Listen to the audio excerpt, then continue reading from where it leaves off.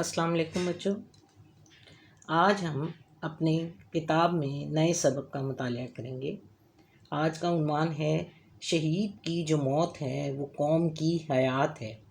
آپ نے کبھی غور کیا کہ یہ جو ٹاپک ہے وہ کیا ہے؟ یعنی کسی بھی قوم کے لیے ایسے سپوتوں کی ضرورت ہوتی ہے جو اس کی حفاظت کریں، جو اس کی سرحدوں کی حفاظت کریں۔ اگر وہ شہادت حاصل کر لیں گے تو ہم محفوظ رہیں گے، اگر وہ مر جائیں گے یا وہ زندہ رہیں گے تو ہماری حفاظت کرتے رہیں گے یہاں تک کہ ان کی جان بھی چلی جائے۔ یعنی کسی بھی قوم کے زندہ رہنے کے لیے شہید ہونا جو ہے وہ بڑے اعزاز کی بات ہے کہ اس نے اپنے وطن کی، اپنی قوم کی حفاظت کے لیے اپنی جان قربان کی۔ اس لیے اس بات کو یاد رکھیں کہ جتنے بھی ہماری سرحدوں پر ہماری حفاظت کرنے والے ہیں، ہم ان کے لیے دل و جان سے حاضر ہیں، کیونکہ یہ وہ لوگ ہیں جن کی زندگیوں کی وجہ سے آج ہم امن سے اپنے ملک میں رہ رہے ہیں۔ اس میں دیکھیے یہ اوپر بار میں جو لفظ لکھے ہوئے ہیں جارحانہ، جارحانہ ہوتا ہے لڑنا، جارحانہ انداز میں آگے بڑھ کے لڑتے ہوئے آگے بڑھنا جو ہوتا ہے اسے جارحانہ انداز کہتے ہیں۔ پیش قدمی، آگے بڑھنا، بےتاب، بے چین، جان کی پرواہ نہ کرنا، یعنی کسی بھی کام کو دینے کے لیے اپنی جان کا خیال نہ کرنا کہ میری جان جا سکتی ہے، ٹھیک ہے، اس کو کہتے ہیں جان کی پرواہ نہ کرنا، یعنی جان دینے کے لیے تیار ہونا۔ پیکر، جسم، پلک جھپکنے میں بہت جلدی میں، یعنی ہماری جب آنکھ کس وقت پلک جھپکی جاتی ہے ہمیں نہیں پتہ لگتا۔ جواں مردی، بہادری، پیوست، کسی چیز کا چبھ جانا، جیسے تیر یا کانٹا جو جسم کے اندر یا کسی جسم میں داخل ہو جائے، چبھ جائے تو اسے پیوست ہونا کہتے ہیں۔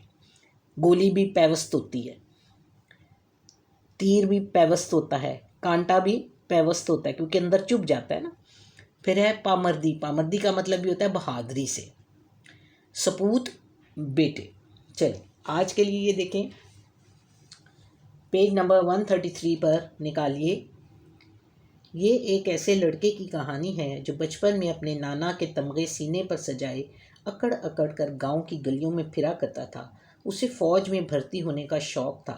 فوج میں بھرتی کرنے والے اس ٹیم اس کے گاؤں میں آئی اور وہ فوج میں بھرتی ہو گیا۔ اسے اپنے خوابوں کی تعبیر مل گئی۔ تربیت مکمل ہونے کے بعد اسے ٹینک ڈرائیور بنا دیا گیا۔ 1971 کی جنگ میں وہ شکر گڑھ کے محاذ پر تھا۔ دشمن کا جارحانہ منصوبہ یہ تھا کہ شکر گڑھ کے سرحدی علاقے سے پیش قدمی کرتے ہوئے ظفرفال، نارووال اور پرسرور تک قبضہ کر لیا جائے۔ ایسا پیدل فوج اور ٹینکوں کی مدد سے ہونا تھا۔ 3 دسمبر کی رات جب سب دفاعی مورچوں میں موجود تھے، یہ نوجوان بے چینی کے عالم میں 2-3 بار اسکواڈرن کمانڈر کے ٹینٹ کے پاس گیا، مگر کچھ کہے بغیر واپس آ گیا۔ آخر اسکواڈرن کمانڈر نے پوچھا، جوان کیا بات ہے، تم میرے پاس آئے مگر ملے بغیر چلے گئے؟ ابھی نوجوان کچھ کہہ نہیں پایا تھا کہ اسکواڈرن کمانڈر نے کہا، مجھے معلوم ہے خدا نے تمہیں بیٹے سے نوازا ہے، بہت بےتاب ہو اسے دیکھنے کو، چھٹی چاہیے؟ نہیں سر، درخواست کرنے آیا ہوں، میری ڈیوٹی تبدیل کر دیں، میں آگے جانا چاہتا ہوں، مجھے آپ مشین گن سیکشن میں بھیج دیں، میں لڑائی میں براہ راست حصہ لینا چاہتا ہوں۔ نوجوان نے پرعزم لہجے میں اپنی خواہش کا اظہار کیا۔ ٹھیک ہے، میں تمہیں رائفل ٹروپ میں بھیج دیتا ہوں، تم اسلحہ سپلائی کرنے والی گاڑی پر ڈیوٹی کرو گے اور پھر جب موقع ملے مشین گن پر اپنا شوق بھی پورا کر لینا۔ نوجوان اجازت ملنے پر بے حد خوش ہوا، اس نے کمانڈر کو سیلوٹ کیا اور واپس آ گیا۔ 6 دسمبر کو دشمن نے ایک ٹینک ریجمنٹ اور انفینٹری بٹالین کے ساتھ حملہ کیا۔ ایک دن کی لڑائی کے بعد دشمن نے ہمارے 2 دیہات وڈھالا گوجراں اور ٹھاکر دوارہ پر قبضہ کر لیا۔ اس لڑائی میں ہمارے بہت سے جوان شہید بھی ہوئے۔ اب دشمن کے حملے کا رخ رائفل ٹروپ کی طرف تھا۔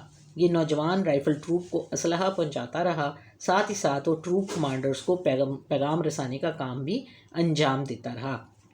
7 دسمبر کو ہرڑ خورد اور ہرڑ کلاں کے علاقے میں دشمن کی حرکات و سکنات کا جائزہ لینے کے لیے چند نوجوانوں کو بھیجا گیا، ان میں یہ نوجوان بھی شامل تھا۔ آج کے لیے آپ کا اتنا ہی کافی ہے۔